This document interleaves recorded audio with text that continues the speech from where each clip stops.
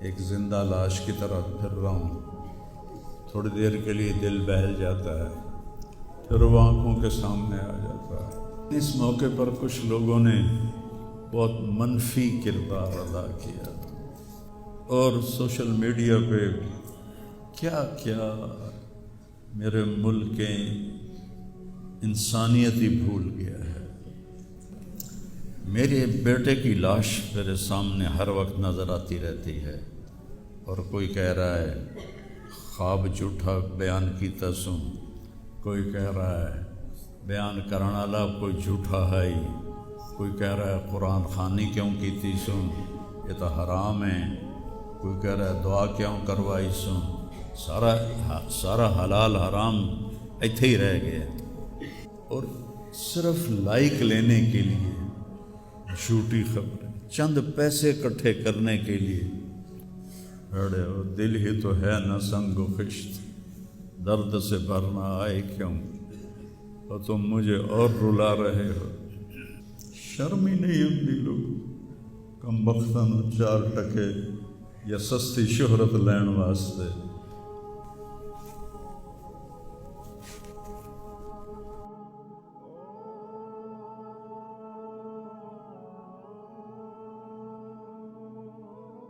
شکر ہے بہت لوگوں نے تعزیت کی، لیکن اس موقع پر کچھ لوگوں نے بہت منفی کردار ادا کیا. میں ایک جوان بیٹے کی میت اٹھا رہا ہوں اور اس کو قبر میں اتار رہا ہوں، اور سوشل میڈیا پہ کیا کیا میرے ملک کے انسانیت ہی بھول گیا ہے. اسلام کو پتہ نہیں کیا بنا دیا ہے. اسلام تو آتا ہے جب نبی کی زندگی سامنے ہوتی ہے. تو کوئی خوابوں پہ تبصرے کر رہا ہے، اور کوئی میرے اوپر تنقید کر رہا ہے، کوئی میرے بیٹے کو کہہ رہا ہے مولوی کے بیٹے نے خودکشی کر لی. تو بتاؤ میرے اوپر کیا گزری ہوگی اس سے.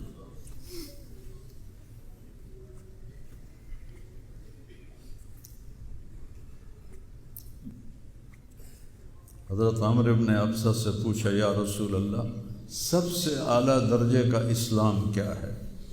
ایک گل غور نال سنیں، سب سے اعلیٰ درجے کا اسلام کیا ہے؟ آپ نے فرمایا من سلم المسلمون من لسانہ و یدہ، جو کسی کو اپنی زبان اور ہاتھ سے تکلیف نہ پہنچائے وہ سب سے اعلیٰ درجے کا مسلمان.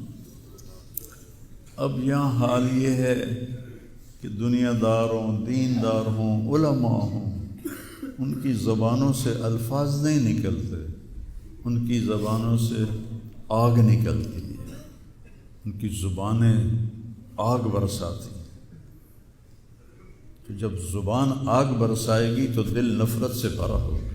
لیکن میں نے کہا یا اللہ میں نے تو اس سے وعدہ کیا تھا کہ میں اپنی وجہ سے کبھی کسی سے نفرت نہیں کروں گا، کسی سے بغض نہیں رکھوں گا، کسی سے قطع تعلق نہیں کروں گا.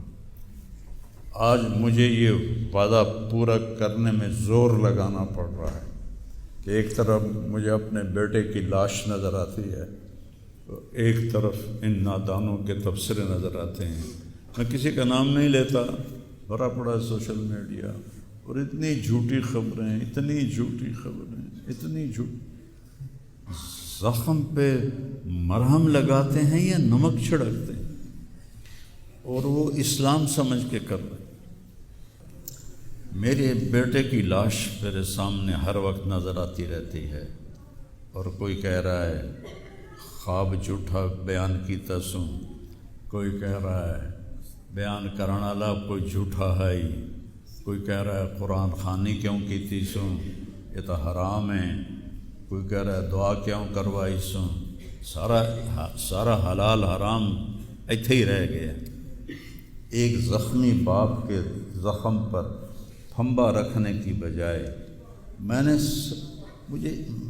بڑے انسان زندگی میں صدمے دیکھتا ہے، ناگواریاں دیکھتا ہے. میں نے بڑی بڑی ناگواریاں دیکھی. لیکن عاصم کی ناگواری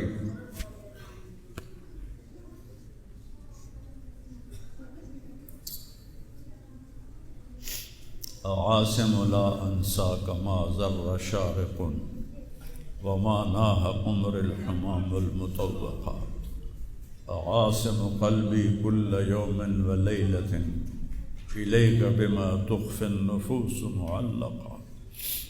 یہ حضرت عبداللہ بن ابو بکر کے اشعار ہیں جو میں نے تھوڑی تبدیلی کے ساتھ آپ کو ذکر کیے ہیں کہ اے عاصم، جب تک سورج چمکتا رہے گا تیری یاد میرے اندر تازہ ہوتی رہے گی، میں تمہیں کبھی بھلا نہ پاؤں گا۔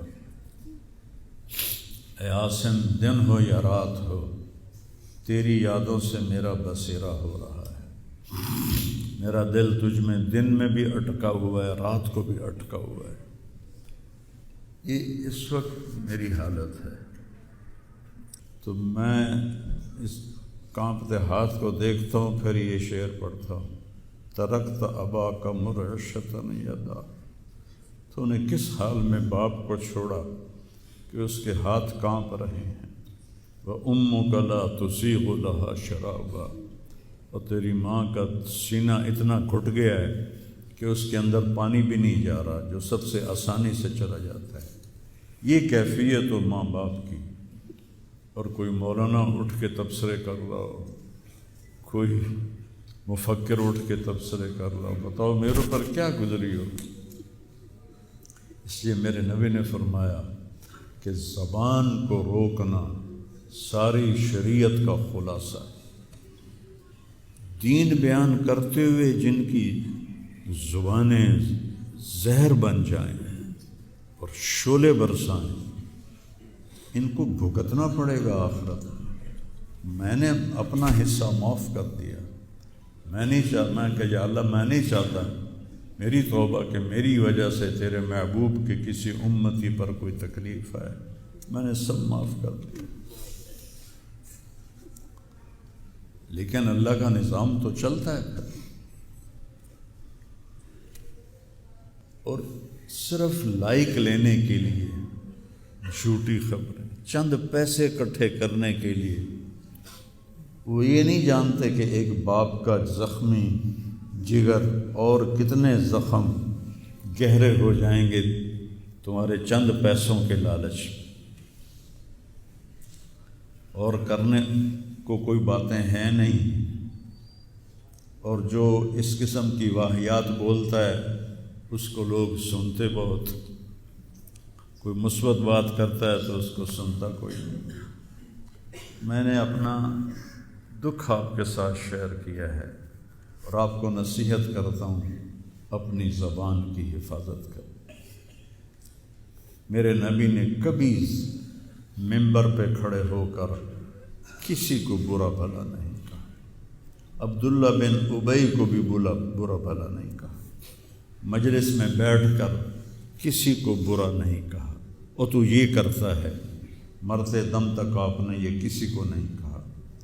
کسی کی کمی بھی دیکھی تو نظریں جھکا لی، اس کی کمی کو اچھالا نہیں۔ ہمارے ہاں، ہمارے خطیبوں کے ہاں یہ دین بن چکا ہے کہ ان کے سامنے میرے نبی کی سیرت نہیں ہے، تو میں آپ کے سامنے ہاتھ جوڑتا ہوں، ویسے بھی کسی کو اپنی زبان سے دکھ نہ دیا کرو۔ چہ جائے کہ ایک جوان بیٹے کی موت کا غم لیے ایک زندہ لاش پھر رہی ہو، اور اس کو پتھر مارے جائیں، اور اس پر اپنے غصے کو نکالا جائے، بڑے دکھ کی بات ہے بھائی، بڑے درد کی بات۔ یہ ہماری قوم کی گراوٹ کی انتہا ہے، گراوٹ کی میں تو اس وقت پاگل تھا، جہاں سے مجھے کسی نے جھوٹا خواب بھی سنایا تو میں نے تسلی لی کہ شکر ہے میرا بیٹا، جوان بیٹے کو اللہ نہ تنوں اٹھاون دے ویلا وکھاوے، اللہ تنوں اٹھاون دا ویلا نہ وکھاوے۔ تو جو تار سے نکلی ہے وہ تو ان سب نے سنی ہے، جو ساز پہ بیت گزری ہے وہ کس دل کو پتہ ہے۔ یہ تو وہی جانتا ہے جس پہ یہ صدمہ گزرتا ہے، وہی جانتا ہے جس کا جگر ٹوٹے ٹوٹے ہوتا ہے۔ اوروں کو کیا پتہ کہ اولاد، جوان اولاد کا، اور میرا بچہ یہ اتنا نیک تھا، کبھی غیبت نہیں کرتا تھا، کبھی غیبت نہیں کرتا، کسی سے نفرت نہیں کرتا تھا، کسی کی غیبت کرنے نہیں دیتا تھا، کسی کی برائی کرنے نہیں دیتا تھا۔ یعنی اس کی آپ بات سنو کہ یا اللہ جن جن لوگوں نے پاکستان کو لوٹا ہے اس میں جتنا میرا حصہ لوٹا ہے میں نے سب کو معاف کیا۔ ایسے اخلاق والا بچہ میرا مر جائے اور مجھ پر تان و طنز ہو رہا ہو، قرآن خوانی کیوں کرائی، کوئی کفر کر دیتا ہے، اسلام ہی چوں نکل گیا۔ یہ دیوبندی بریلویوں نے آپس میں لڑ کے پوری امت کا دھولیا بگاڑ کے رکھ دیا۔ خطیبوں نے، میں صحیح علماء کی بات نہیں کر رہا، خطیب چاہے دیوبندی کے ہوں، چاہے اہل حدیثوں کے ہوں، چاہے وہ بریلیوں کے ہوں، چاہے وہ شیعوں کے ہوں، سوائے نفرت کی آگ بھڑکانے کے ان کے پاس اور کوئی موضوع کوئی نہیں۔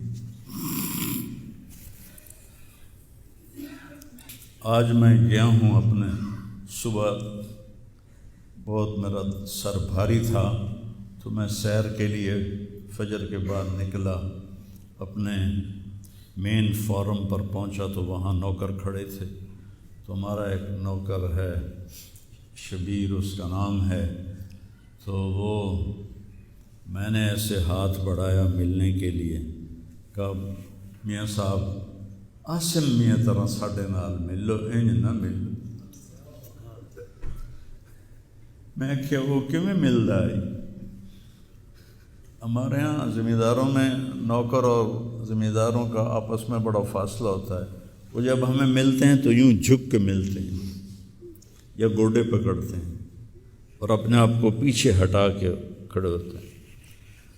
تو وہ شبو نے کہا جی ہم میاں صاحب سے ملتے تھے ایسے ہی جی میں ساڑھے نال مل دیں، تو وہ کہتے یار تم لوگوں کو تو ملنے کا طریقہ ہی نہیں آتا، ہاتھ کھولو۔ ان کے ہاتھ کھلوا کے ان کو جپھا ڈالتا تھا اور ان کے کپڑوں پہ مٹی لگی ہوتی تھی۔ ایسا میرا بیٹا گیا۔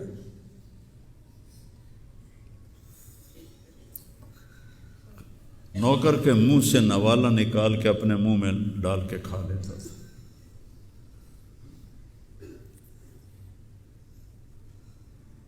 کبھی اس کی جیب میں پیسے نہیں ہوتے تھے، جو بھی دیتے وہ ادھر دے دیا، ادھر دے دیا، ادھر دے دیا، ادھر دے دیا۔ نئی گاڑی میں کوئی غریب آدمی کو بٹھاتا نہیں ہے، وہ نئی فارچون میں وہ پاگل کو بٹھاتا تھا۔ یہ بھی مذاق بنا دیا لوگ۔ ہائے ہائے ارے وہ دل ہی تو ہے نہ سنگ و خشت، درد سے بھرنا آئے کیوں، اور تم مجھے اور رلا رہے ہو۔ اس کو بھی مذاق بنا دیا۔ وہ ابھی بھی زندہ ہمارے گاؤں میں جائیں ویکھنے جا کے ویکھ لو۔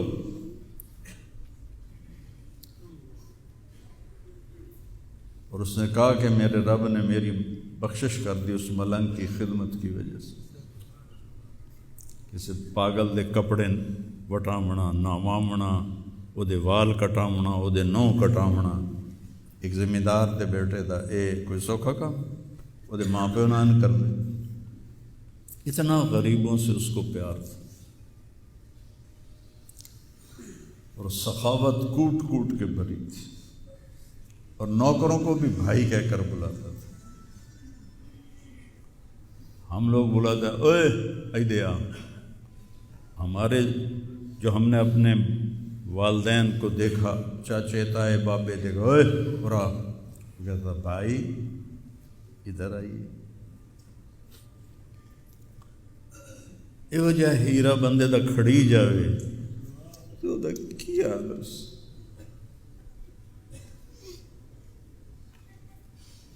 شرم ہی نہیں آتی لوگ کم بختاں نوں 4 ٹکے یا سستی شہرت لین واسطے